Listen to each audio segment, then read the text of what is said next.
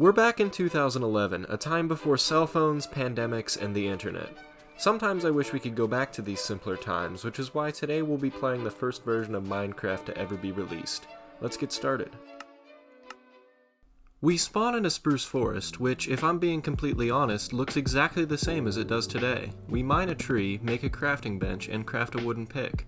However, I quickly replaced the wooden pick with a stone one. This is pretty similar to my last relationship, except instead of doing the replacing, I was the one getting replaced. Now that I have stone tools, it's time to start exploring. As I head towards the nearby plains biome, I spot a village, which I'm pretty sure only spawned in plains biomes back then.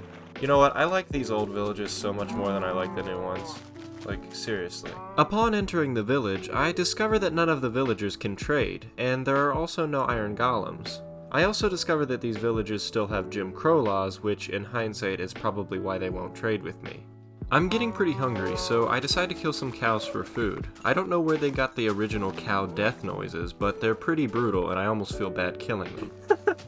I see why they changed it. Once I have enough beef to last a while, I craft a furnace and smelt the food. I also craft a leather tunic. Oh yeah. It's getting close to night, so I craft a red bed out of white wool and go to sleep. I start the next morning by smacking a baby cow and finding a pink sheep. I try to craft a fence to box him in, but apparently they weren't added yet. Anyway, I'm about done with this area, so I grab my stuff from the village and head out. There's a pink sheep over there? I think that's the same one. Let's go over to this desert, see what this desert's like. As I travel through a desert as big as my ego and as dry as a Star Wars convention, I come across a patch of coal. Apparently you don't get XP when you mine stuff, but I can't dwell on that because I'm about to make an even bigger discovery. For some reason I didn't think these worlds were infinite, but maybe they are. After 5 minutes and a quick Mozilla Firefox search, I confirm this theory, which is as disappointing as the time my son told me he was gay, Ming all night instead of studying for his exams. Anyway, since you can't sprint while swimming in this version, I decide to craft a boat. Why can't I move? Oh, I wasn't in the water. What? What the heck just happened? Okay. As we continue our trek, we discover some biome blending smoother than my legs, as well as an awesome mountain to watch the sunset on. I wake up the next morning and decide that it's time to build the mansion of my dreams. I start by Thanosing the forest, and once I have enough wood, I build the outline of my dream house. Once the outline is done, I place the doors, then the windows, and wow, my dream shack is starting to look... Well, anyway, we put the finishing touches on the shed and move on. It's time to strip mine like the old days, so I craft a ton of ladders and dig straight down until I get to Y11. I need to find iron, but the game of course knows this and gives me redstone and gold instead. I do eventually find some, but after making an iron pick I completely forget about the stuff I just found and start mining out a completely new area. Diamonds. You know what, I apologize for that outburst, okay? I sound like one of those influencers that freaks the hell out over everything that happens, just so that, I don't know. I don't even know why. Why do people even like that? The kind of people that flip out over everything. Okay, they're diamonds. I felt kind of happy about it. It was pretty neat. And we're playing the first version of Minecraft, so it's like, oh, look, there's diamonds. But no, that was a disingenuous reaction, and I don't want to be one of those people. So if that ever happens, I want you to dislike all my videos. Anyway, I have enough diamonds for a diamond pick, so I make that and finally go back and mine the redstone and gold I'd already found. Ah! Alright, well we found some lava now, that's good. We needed that. I dig above the lava pool and uncover a pretty big cave to explore. I also find 4 more diamonds, which is exciting because in the newer versions I'm used to getting one at a time. It's time to go to the bathroom in real life, so I dig a quick 2x1 and take a whiz. I then change my shorts and sit back down at the keyboard. Okay, I'm back. I continue exploring the cave and mine pretty much everything I see that isn't stone. We're gonna go to the nether once that stuff smelts, so while that's happening I mine some obsidian for the portal. I'm not sure why obsidian takes so long to mine, because in real life it's about as fragile as that one thing you borrowed that you swore you wouldn't break. Alright, well now we get to craft that. We'll take the leggings now. Now that I have a decent set of armor, I'm done mining for now, so I head back up to the surface, craft a couple of diamond tools, and decide to enchant my gear. Just kidding about the enchanting part. What actually ends up happening is I spend a few minutes looking for sugarcane, try 50 different ways to craft a book because it's not working, and give my keyboard the 50s housewife treatment as I realize that you can't enchant and that the WikiHow was lying to me this whole time. As you can see, I'm making iron blocks and I'm gonna try to make an iron golem. I figured that you might be able to, even though they don't spawn in villages, and if not, then just like the time my neighbor's dog bit me but he said sorry, no harm, no foul. Maybe it glitched. Alright, well, never mind.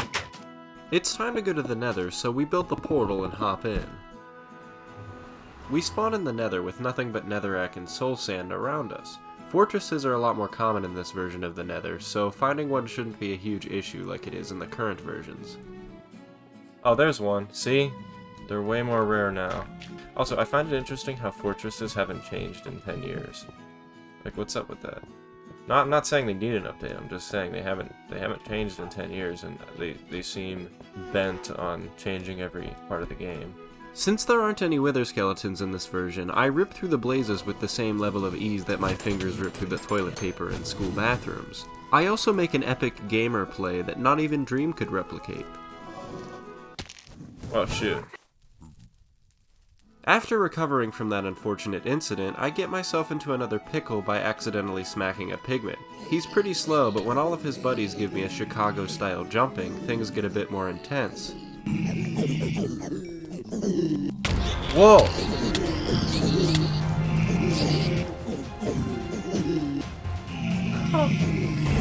Once I'm pretty sure that the pigmen aren't mad anymore, I go back to killing blazes, but apparently they're still angry that I murdered most of their friends. Get out of here.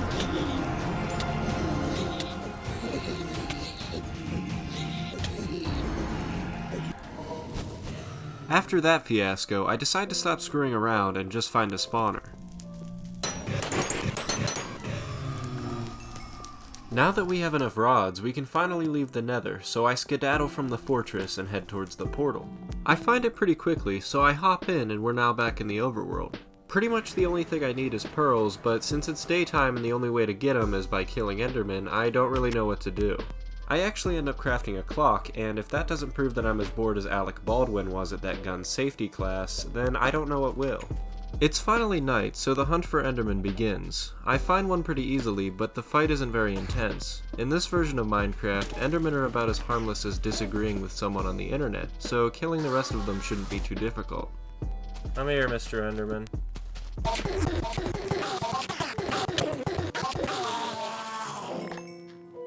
Alright, we got 3 pearls now. That's better than 2. And 1. Unfortunately, our luck with pearls runs out, as we don't find another Enderman for the rest of the night. During the day, I decide to mine since that's the only thing I can think of. The trip turns out to be about as useless as a gender studies major, and when I'm done, all I have is a bunch of redstone and a less durable diamond pick. Surprisingly, the clock comes in handy, as it tells me when the sun is setting so I can go hunt Enderman again. It also tells me I'm too fat for my height, which is unnecessarily mean, but true. Luckily, this is 2023, and if I want to die when I'm 40, I can. On that note, this video is sponsored by Burger King, so enjoy watching the rest of the Enderman killing process with an awesome jingle accompanying it. Whopper, whopper, whopper, whopper, whopper, whopper, whopper, whopper, whopper, whopper, whopper, whopper. Oh no, this. Whopper, whopper, whopper, whopper, whopper, whopper, whopper, whopper, whopper, whopper, whopper, whopper,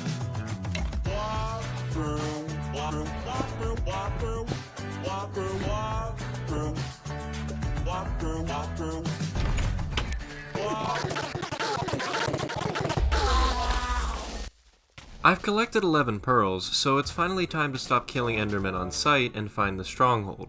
After saying goodbye to my dream shack, I throw an Eye of Ender. While we head that direction, I hit this totally rad water bucket clutch, but also choose to swim while holding a boat, which is a misuse of resources on par with the time I held a baseball bat while shouting at my girlfriend. Now, you're probably thinking, wow, that joke was kind of messed up, but you know what's even more messed up? Oh, you've got to be kidding me. Once I've traveled far enough where the stronghold could be behind me, I throw another eye, and sure enough it heads back the other direction. Oh, we're back already. After throwing a couple of eyes to gauge how far I went past the stronghold, I discovered that I actually went like 500 blocks too far, and after spending 5 minutes swimming the opposite direction, it's already night again. I start the next morning by throwing a few more eyes to finally pinpoint where the stronghold is. Okay, now we're getting close. Okay, it's right here then. We can dig down.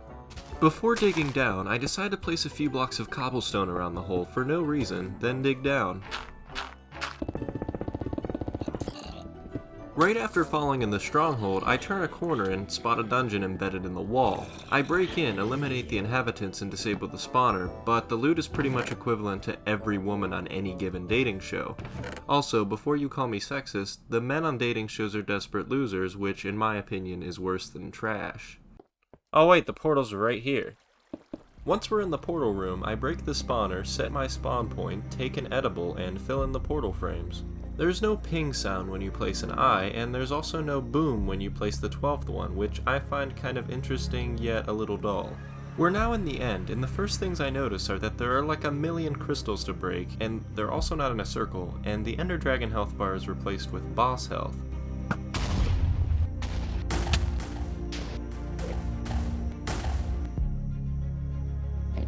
Now that all the crystals are gone, I head to the center and wait for the dragon to perch. Just kidding, there is no center and the dragon doesn't perch, it just dive bombs me repeatedly.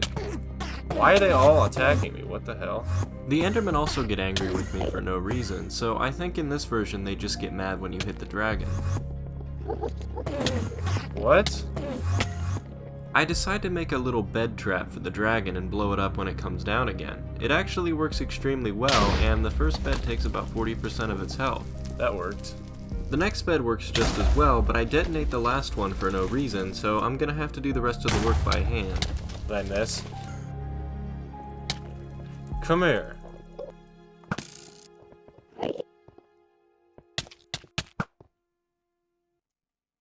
Alright, this is the kill shot. If you enjoyed this video, go ahead and leave a like. We're trying to hit 1,000 subscribers soon, so hit that button too if you're interested in more videos like this one. Thanks for watching.